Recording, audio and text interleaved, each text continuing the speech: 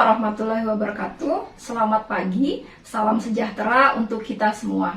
Perkenalkan, nama saya Awal Nur Khalifatur Rosidah MPD. Saya adalah salah satu dosen di program studi Pendidikan Guru Sekolah Dasar PGSD S1 FKIP Universitas Mataram.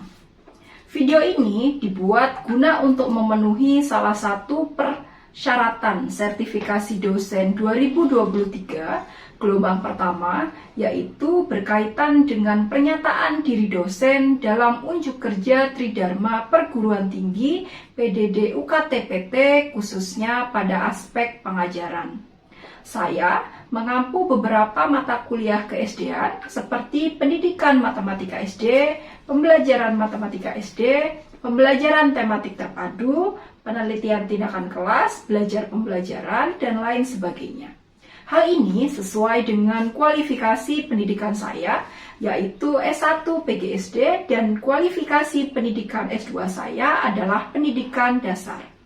Tetapi, dari berbagai mata kuliah yang saya sebutkan tadi, konsisten untuk diampu tiap semesternya adalah pendidikan matematika SD maupun pembelajaran matematika SD. Sementara pada mata kuliah yang lain digunakan sebagai pemenuhan kebutuhan prodi. Pada kesempatan kali ini, saya akan mendeskripsikan terkait dengan bidang pengajaran. Adapun mata kuliah yang akan saya deskripsikan di sini adalah mata kuliah Pendidikan Matematika SD. Mata kuliah Pendidikan Matematika SD adalah mata kuliah wajib yang harus ditempuh oleh mahasiswa PGSD semester 2 dengan bobot 3 SKS. Bobot 3 SKS tersebut harus ditempuh oleh mahasiswa selama 1 semester sebanyak 16 pertemuan.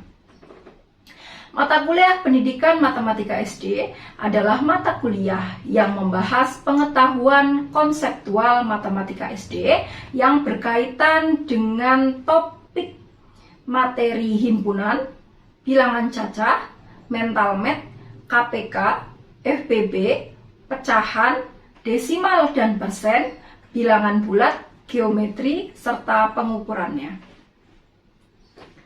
Kemampuan yang diharapkan pada mata kuliah Pendidikan Matematika SD terangkum pada capaian pembelajaran mata kuliah atau yang kita sebut sebagai CPMK.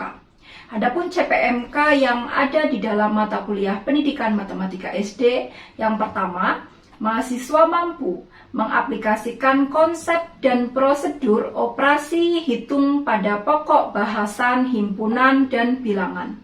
Yang kedua, mahasiswa mampu menganalisis konsep-konsep pengolahan data statistik. CPMK yang ketiga, mahasiswa mampu menganalisis konsep pada pokok bahasan geometri dan pengukuran. CPMK yang terakhir adalah mahasiswa mampu menganalisis soal pemecahan masalah matematis dan solusinya yang sesuai dengan standar isi matematika SD meliputi himpunan, bilangan dan operasi hitung, pengolahan data, geometri, serta pengukuran. Bentuk perkuliahan yang digunakan selama pembelajaran terdapat 2 jenis, yaitu secara luring atau asinkronus menggunakan model case-based learning, problem-based learning, ataupun discovery, inquiry, dan lain sebagainya. Model-model tersebut dapat dikombinasikan dengan menggunakan metode diskusi, tanya jawab, maupun ceramah. Sementara model pembelajaran yang digunakan tentunya harus disesuaikan dengan kebutuhan pada saat perkuliahan berlangsung.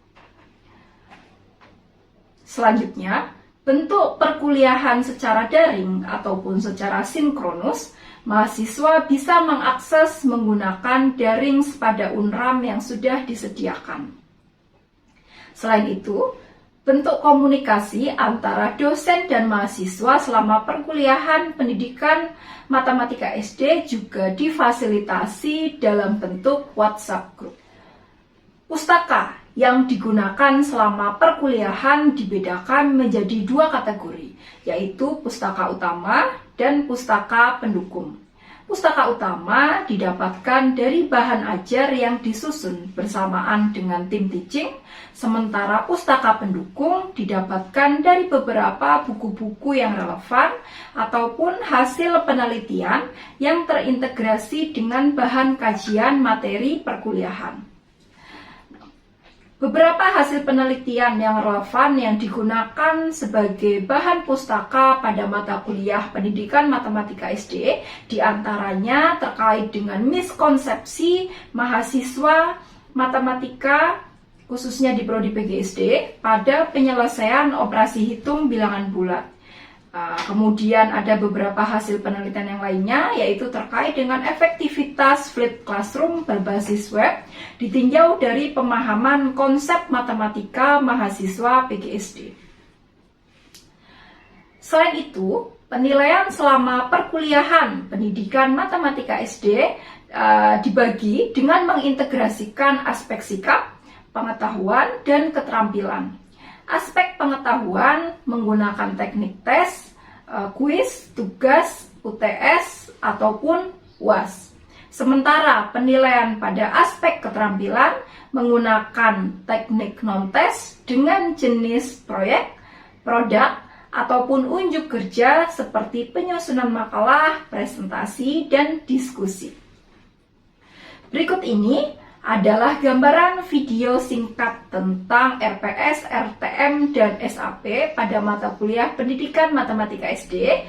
Yang berikutnya akan ditampilkan cuplikan tentang video pembelajaran pada perkuliahan menggunakan model case-based learning.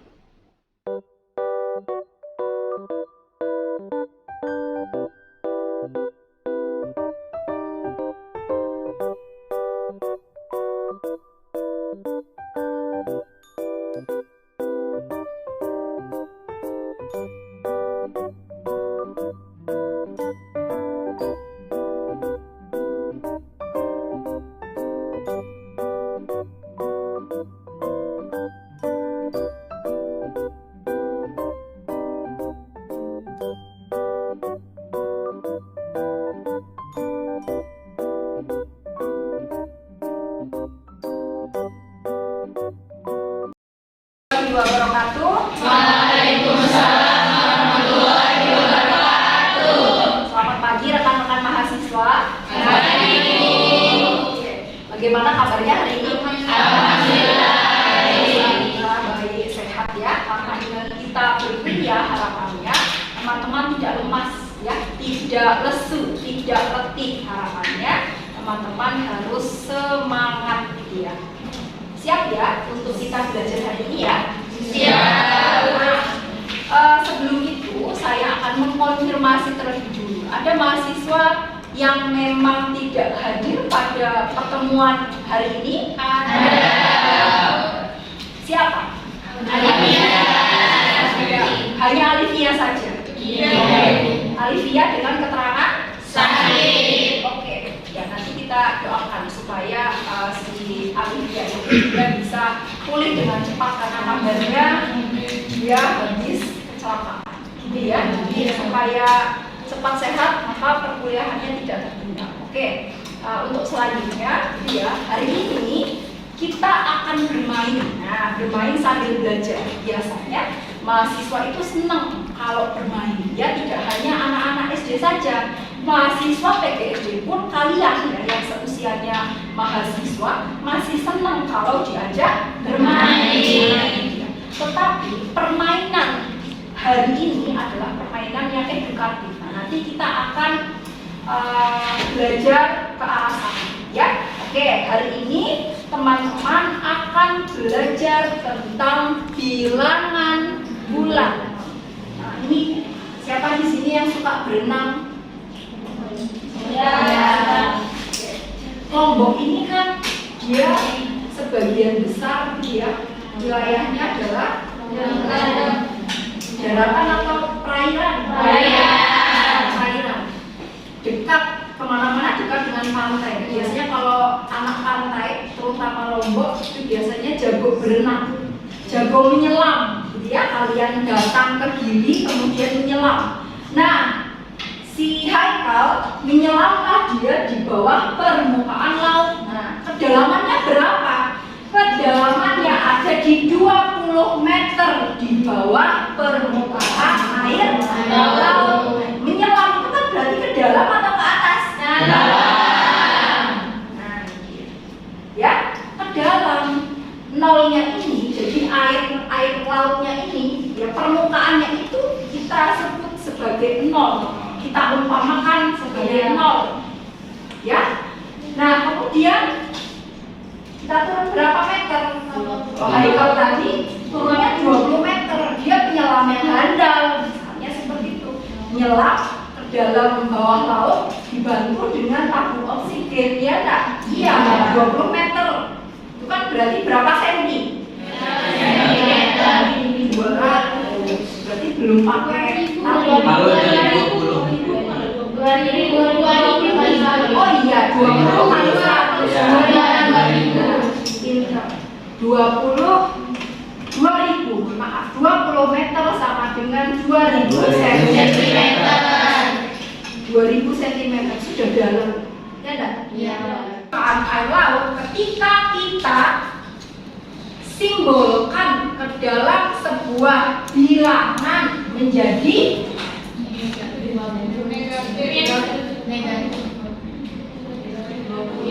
nah, ya, menyelam 20 meter di bawah permukaan air laut. Kita simbolkan negatif 20. Nah, ada tanda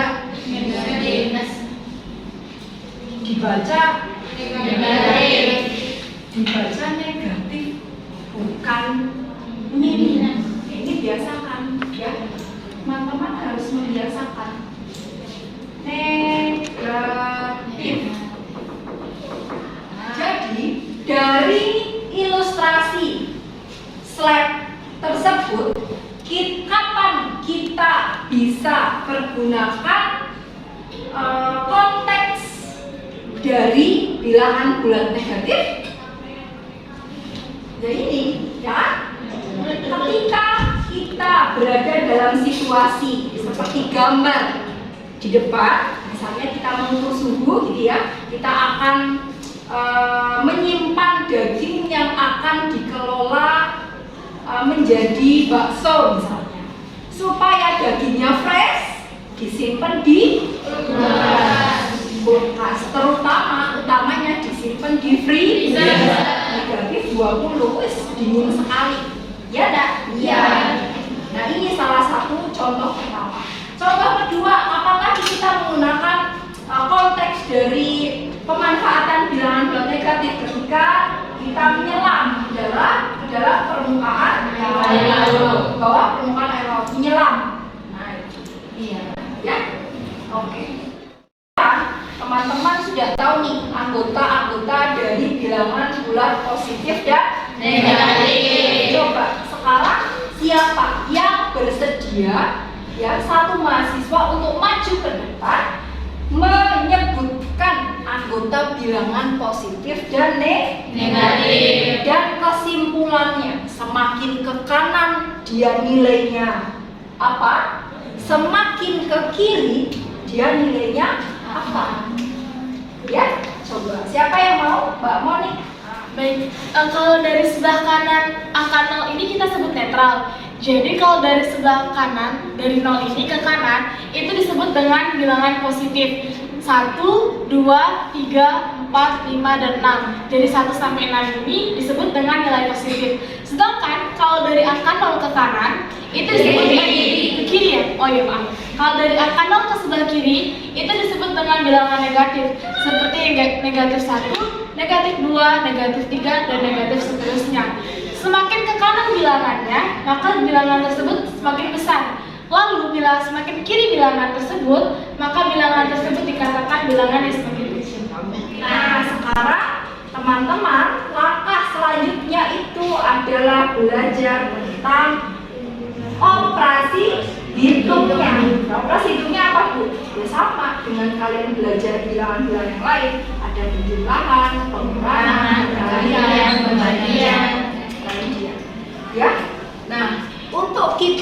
memudahkan di dalam menjumlahkan bilangan bulat, teman-teman boleh pergunakan bantuan media dengan menggunakan media koin bilangan. Ini ada koin apa itu? Positif. Ada satu koin positif, ya. Dan ada satu koin negatif. Satu koin positif saya lambangkan atau saya beri warna kuning, saya simbolkan dengan warna kuning. Satu koin negatif saya simbolkan dengan warna merah. Kalau ini kalian teman-teman biasa nggak belajar operasi hitung bilangan bulat menggunakan garis bilangan? Biasa. Sudah pernah ya? Iya. Sudah pernah. Nah sekarang kita akan belajar lain daripada biasanya menggunakan media koin bilangan bulat. Suhu udara di dataran tinggi Dieng pada malam hari mencapai 4 derajat Celcius di bawah nol. Sedangkan pagi hari suhunya naik sebesar 14 derajat Celcius. Berapa suhu udara di dataran tinggi Dieng tersebut pada pagi hari? Kita belajar berusaha untuk memecahkan soal tersebut dengan menggunakan ini media koin bilangan. Kita sebutnya sebagai koin bilangan. Satu, dua, tiga, empat. Ini apa artinya? Ditambah berapa koin? 14.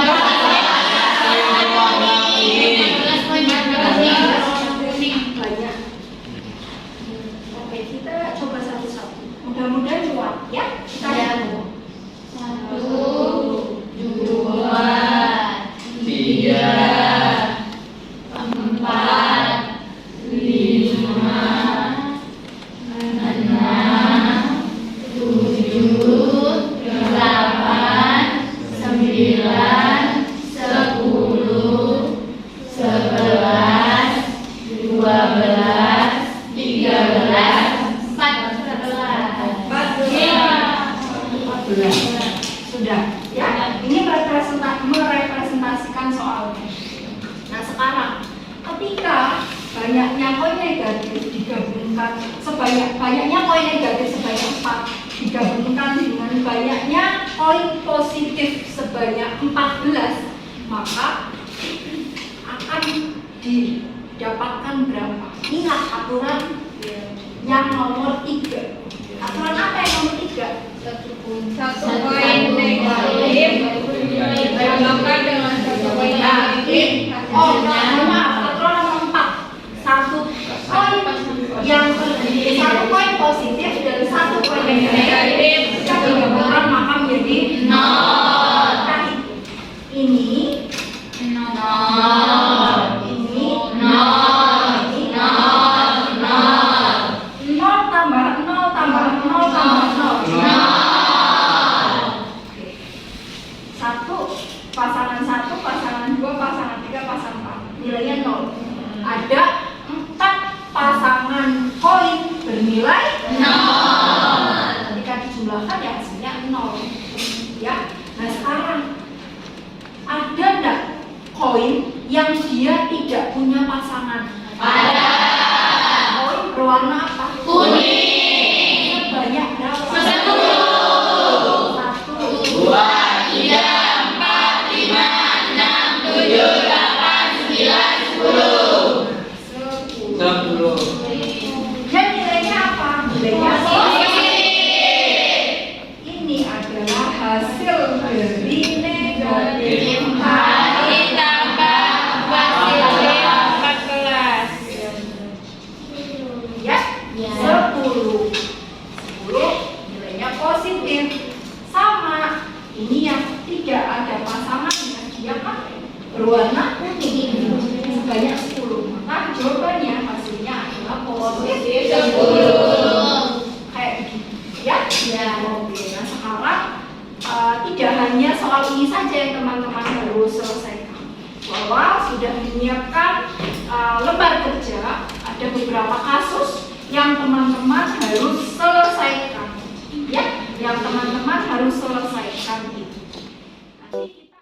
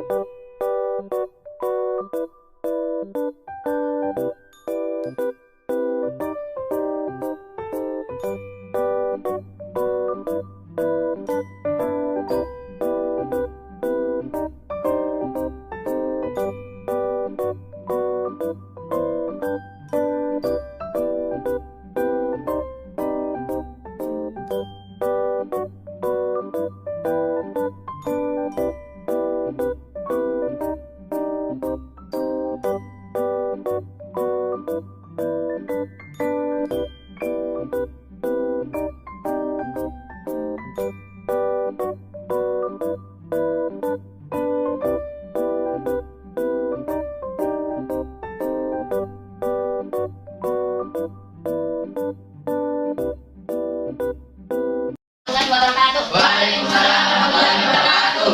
Jadi di sini saya apabila dari kelompok 1 ingin mempresentasikan hasil diskusi kami terkait contoh soal pertama. Silakan teman-teman untuk buka lembar kerja siswa ya untuk soal yang pertama. Jadi di sana tentukan hasil dari negatif 9 ditambah positif 5. Jadi yang pertama yaitu kita menyiapkan koin berwarna merah dan koin berwarna kuning. Di mana koin berwarna merah terdiri dari 9 koin berwarna merah yaitu. Terus selanjutnya yaitu dan 5 koin berwarna kuning. Terus selanjutnya kita melakukan operasi penjumlahan di mana negatif 9 ditambah positif 5. Pertama kita akan sama-sama menghitung banyaknya koin yang berwarna merah. 1, 2, 3, 4, 5, 6, 7, 8, 9. Jadi berapa jumlah koin yang berwarna merah? 9. Ingat yaitu negatif 9. Selanjutnya kita akan menjumlahkan dengan 5 koin berwarna kuning. Mari kita coba sama. 1, 2, 3, 4, 5. Jadi teman-teman, apakah ada koin yang memiliki pasangan? Ada. Berapa banyaknya? 5. 1, 2, 3, 4, 5. Jadi apabila satu koin berwarna merah dipasangkan dengan satu koin berwarna kuning, maka hasilnya yaitu 0. Terus selanjutnya apakah ada koin yang tidak memiliki pasangan? Ada. Berapa jumlahnya? Mari kita hitung. 1, 2, 3, 4. Jadi dapat kita tarik kesimpulan bahwa penjumlahan dari negatif. Jadi ya.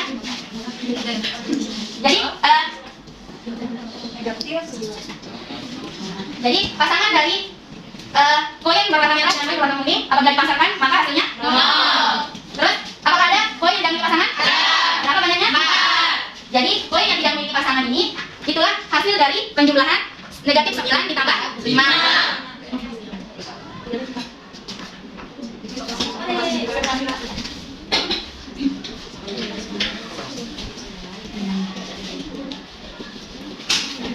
Apakah bisa dipahami? Ya. Mungkin hanya ini presentasi dari kelompok 1. Terima kasih. Wassalamualaikum warahmatullahi wabarakatuh. tadi sudah belajar bersama-sama tentang penjumlahan bilangan bulat positif dengan negatif. Penjumlahan sudah dianggap bisa, tidak ada masalah. Ya, tugasnya sekarang kalian belajar operasi hitung pengurangan. Nah, tadi Bu Awal sudah jelaskan ya cara-cara mengurangi dengan menggunakan koin bilangan. Nah, sekarang kalian juga sudah mempraktekkan itu dengan menggunakan RKPD dibantu pakai media. Nah, sekarang presentasi lagi. Nah, saya akan tunjuk siapa yang berani mencoba untuk mengurangkan bilangan positif dengan negatif yang ada di dalam RKPD. Oke, kelompok 2, Mbak Monik. Silakan Mbak Monik dibantu oleh satu orang teman ya. Baik, kami akan mempresentasikan hasil diskusi kami yaitu pengurangan. Oke, baik. Di sini ada soal tentukan hasil negatif 2 dikurang 6. Sebelumnya kita lihat dulu pertama yang kita ketahui adalah negatif 2.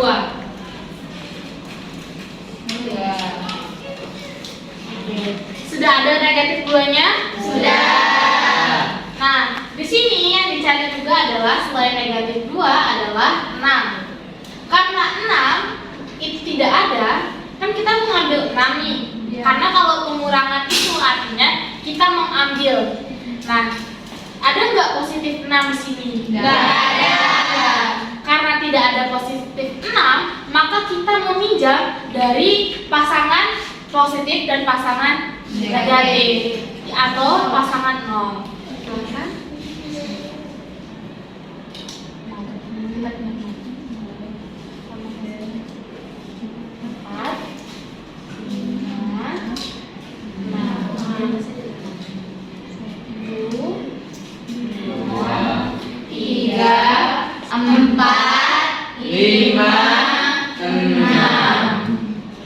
Sudah kita pinjam 6?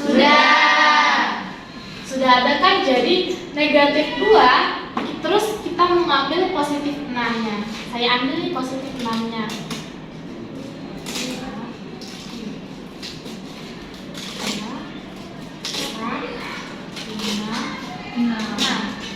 Jadi yang tertera di sini ada berapa? 8 atau negatif 8. Jadi kalau negatif 2 dikurang 6 sama dengan negatif 8. Betul? Baik, sekian saja presentasi kami dari kelompok 2. Selamat siang. Dia pakai media. Senang belajar pakai media. Maka dari itu ketika teman-teman nanti sudah di sekolah menjadi guru, kalian harus rajin-rajin mengajar matematika pakai bantuan media. Ya, yang sederhana saja. Apa yang bisa kalian simpulkan dari kegiatan perkuliahan hari ini? Bilangan bulat positif, bilangan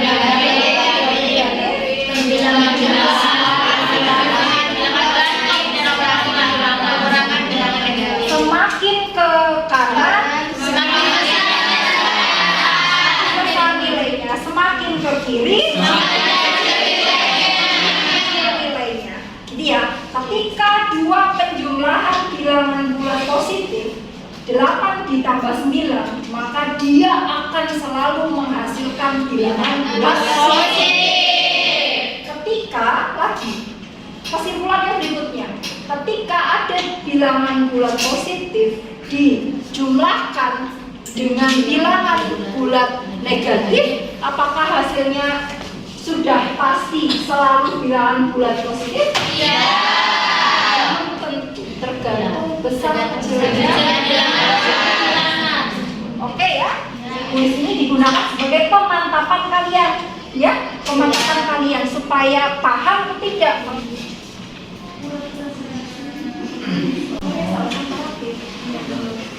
Tadi kita sudah bahas bersama, Anda semuanya sudah mengerjakan kuis secara mandiri, gitu ya. Nanti jangan lupa pesannya Bu Awal adalah kalian bisa untuk merefresh kembali apa yang sudah kalian pelajari di media daring Unram pada Unram. Nah, saya sudah buatkan ada kelas secara online, ya. Di sana ada perkumpulan soal-soal materi, ya, dari setiap kalian kuliah saya tambahkan materi di sana. Jadi teman-teman bisa untuk meninjau kembali, merefresh kembali materinya.